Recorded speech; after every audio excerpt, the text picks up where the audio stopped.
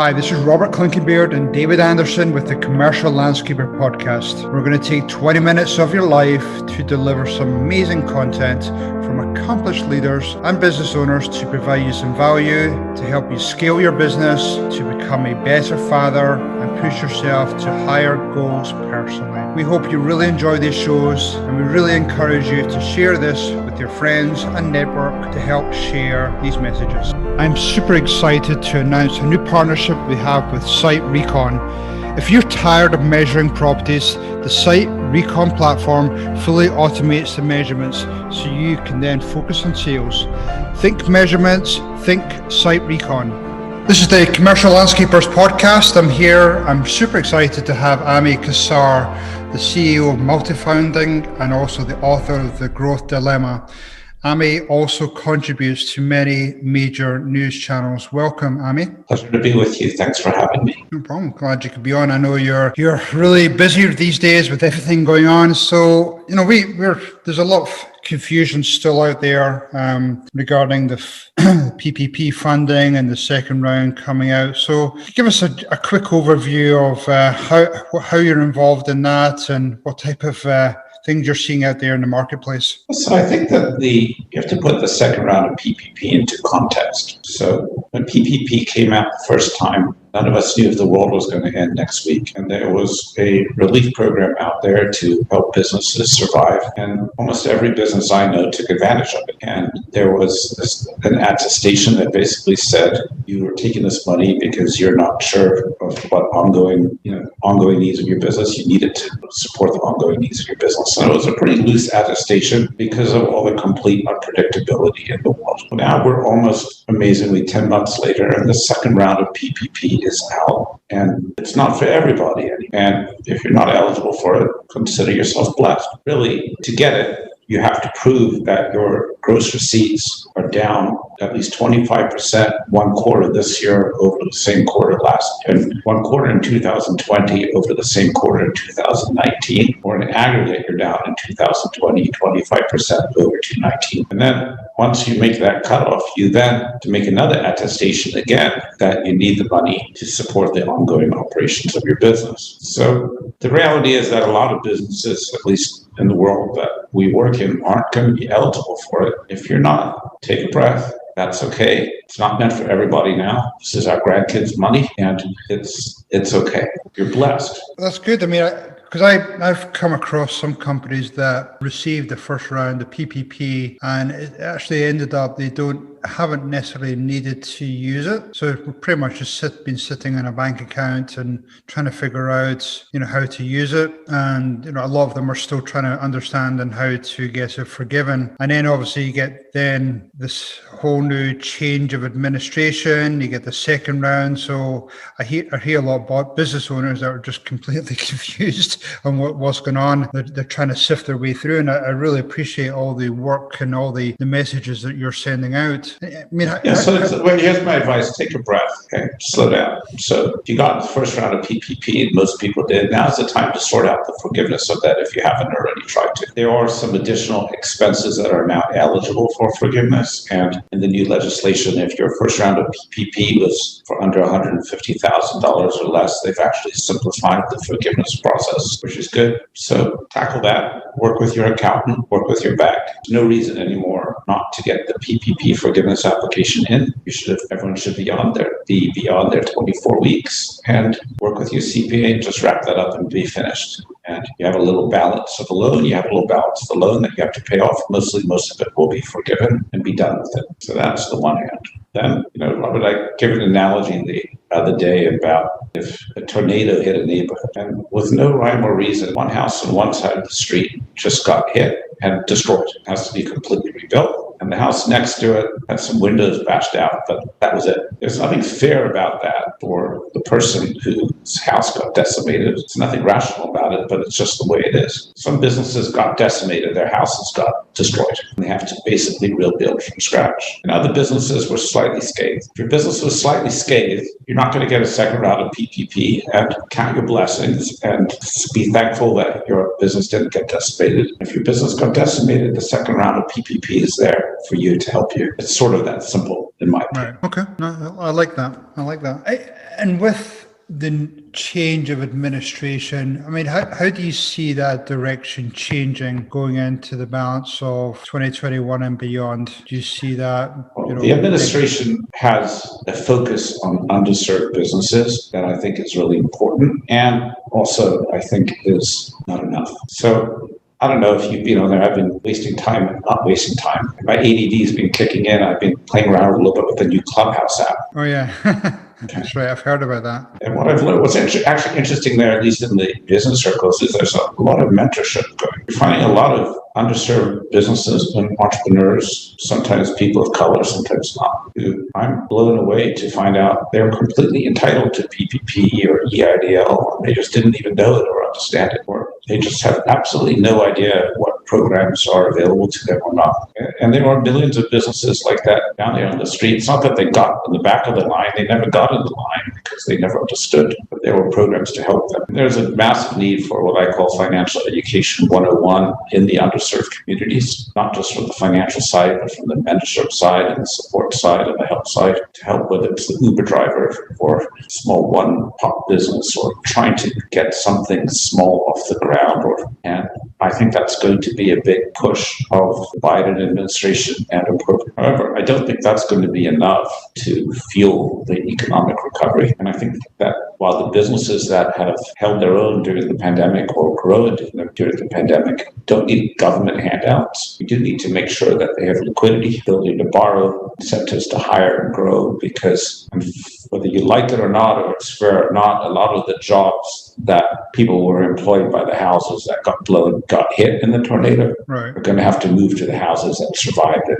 And we need to make sure that we're bolstering up those houses as well. So when going back to the point you mentioned about the underserved people or communities, I think sometimes there's a tendency to stay away from the establishments. How do you, what, in your opinion, what do you feel is the best way to try and get that message out there to say, hey, there is programs out there is some loans or relief out there, and starting to educate that group? I don't think it's something we're going to solve overnight. This was a problem before the pandemic. It's been intensified since the pandemic. Right. I wrote a blog post the other day. I wish I had the time or the resources to do it. I don't, but someone would be almost like Teach for America. Someone were to consider a program almost like Accounting for America, to go into these communities and help with making sure their businesses are set up properly, that they're doing the proper tax filings, that they have the proper basic accounting systems to run and manage a business. That would go a long way and provide mentorship and guidance. That would go a long way in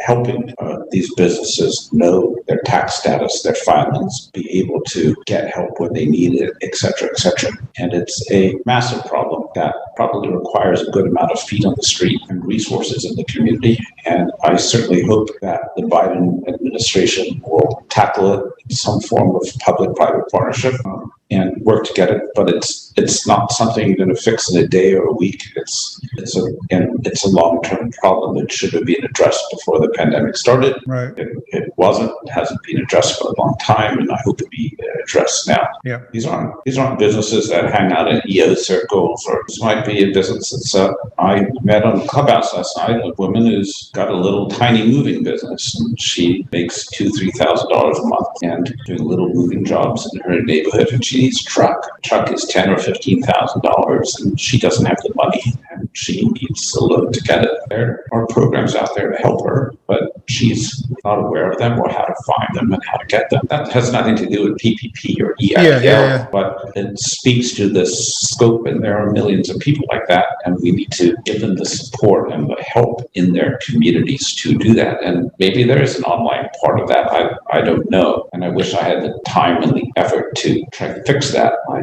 don't, but it's a big issue. Yeah, I mean, I know you've been working around the clock to try and educate all the people that you can do, and really do appreciate that. Amy, to just talk about some of the, I know you can't go through every single one, but give us some examples of some of the other programs out there, because, there are people that are needing help. There are people that talk about some of the best times to start a business or buy a business is during, a downturn. I certainly remember my business, and we started that back in 2001. 2011. So just talk about some of the other programs out there that are available to budding entrepreneurs. Yeah, Robert, let's speak about this. Actually, we are launching next Monday, and probably by the time, I don't know when you're going to play this podcast, it'll be live, but on February 1st, we're launching a massive campaign called SBA Ignite, and the goal of the campaign is to teach 1 million business owners and entrepreneurs about the SBA and conventional SBA lending and how it can help you. And actually, as part of the newest Relief Act, there are incredible SBA benefits. SBA lending is a good deal usually, but now, through now and the end of September or when money runs out, the SBA has waived all government guarantee fees. And if you get a new SBA loan or refinance for new investment or use the SBA to refinance your existing debt, your first 6 months of payment will be waived up to $9,000 a month and completely forgiven. And that's principal and interest. So let's say, there's one particular SBA loan we do a lot for businesses for $350,000. We pick $350 because for $350 there's no lien on the house, which people like, and you get a $350,000 SBA loan for 10 years. You pay no fees, and your first 6 months of payment are gone, and the savings are like $31,000. Wow. Okay, that's significant. And it's significant, and it goes up, and you can get people to realize you get SBA loans for working capital, to acquire a business, or buy out a partner, or expansion, for recapitalize your business for up to $5 million. And if it's for owner-occupied real estate, you can go to $12.8 million, or actually, if you slap a solar panel on that sucker, you can go to $25.6 million. So we're going to be embarking on a massive campaign to try to educate as many people in the community as possible. Just basic knowledge about important knowledge about the SBA, because I think it's one of the best kept secrets out there and completely misunderstood. Right. And again, it comes back to education, comes back to communication. And I know you send out some daily insights on, just some of the things that are going on out there. I mean, are you having a great deal of success? Are you getting a great deal of following with those insights? Yeah, it's really hard to measure. It's interesting. We're days away from the 11th anniversary of when I started Multifunding. I have that same youthful, nervous feeling in my gut today as I did 11 years ago. We grew a lot last year, and we expect to grow a lot this year. And so there's so many moving parts. We're not necessarily sure how to measure everything, but we just wake up in the morning with the common mission of that team to do good and to educate and to provide information in hopefully understandable and useful ways. People end up wanting to use our services, terrific, and if they take the information, they do something else with it, that's okay. On this whole SBA Ignite program, we're not going to charge anyone for the education. We are going to ask if people choose to, they will be able, in lieu of paying for it, be able to make donations to this really cool nonprofit called Food Connect. Okay. And what they do is they will say they have $1,000. They'll give it to a struggling restaurant, and that struggling restaurant will go in turn and make 100 meals. And those 100 meals will be sent off to a food shelter that needs to feed, or a homeless shelter that needs to feed. No, that's great. That's tremendous. You do that because there are a lot of people struggling out there. So yeah, it's just a tough time out there, and I just feel that this is sort of I don't want to call it my calling, but our duty and our responsibility and our honor, really, to try to offer as much help and guidance as we can. Cool. That's awesome. Now, if people wanted to, either find out more about you, get in communication with you, your team, what's the best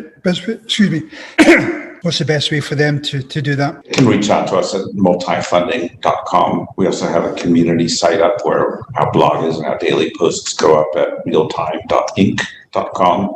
We have a new Facebook group out where we're discussing a lot of these issues, and soon our SBA Ignite platform will be up if it's not already up by the time this goes live. Okay, cool. Thank you. So lots of places. Yeah, there are lots of places. And if you were to leave the audience with one underlying message and how they navigate through these, everything going on these days, what would your message be? About this, it's a different way to think about it. But let's say you're not eligible for the second round of PPP. Don't be be pissed off. Consider yourself blessed. Now say to yourself, maybe what am I going to do to figure out in my company how to employ 1, 2, 3, or a handful of new people this year? How am I going to grow? Maybe that's your responsibility to the economy, to the country. So, and you want to do it well so you can sustain those jobs. But what's it going to take to grow and evolve and push your business forward? And I'm hopeful that now that we're behind the election, got through the inauguration, and it's the beginning of the year, and vaccinations are coming out, and there's hopefully some light at the end of the tunnel. People are able to sort of get out of that feeling of dismay into a feeling of, all right, let's start trying to figure out what's next and what we're going to do and how we're going to sustain ourselves, because America's still going to be here next year. Yeah. And it's up to us, I think, to do our part. That's what entrepreneurs do. That's, in my opinion, our calling and what we need to do. Put that risk flame back in us. No, I agree 100%. It's really easy to get caught up in that negativity and get upset about something not going your way. But if you channel that same energy into trying to grow your company, to land grab, to create more jobs, then I think that's also a way better way of channeling that energy. So, Amy, it's been a pleasure talking to you as normal. I really appreciate, again, all the hard work and all your messaging and everything you do for the entrepreneurs, the EO community, and finance overall. So appreciate your time today. Thank you very much. My pleasure, and be well. Okay, take care. Thanks, Amy. Thanks, buddy. Appreciate it. Talk to you soon. Okay, cheers. Okay, bye-bye. Hopefully that was pure dead brilliant for you today, and you got some great takeaways for your business or your personal life. This is Robert Clinkybeard along with David Anderson, and we'd love to get you and your friends to join us in our future journey. 2 quick things before you go, listeners. Check out our website, commerciallandscapers.com. You can subscribe, you can share with your friends, but more importantly, check out our new sponsor, Site Recon. We're going to make your sales process, your estimating way easier, so you can spend more time on your proposals. Thanks everyone. Cheers. Bye.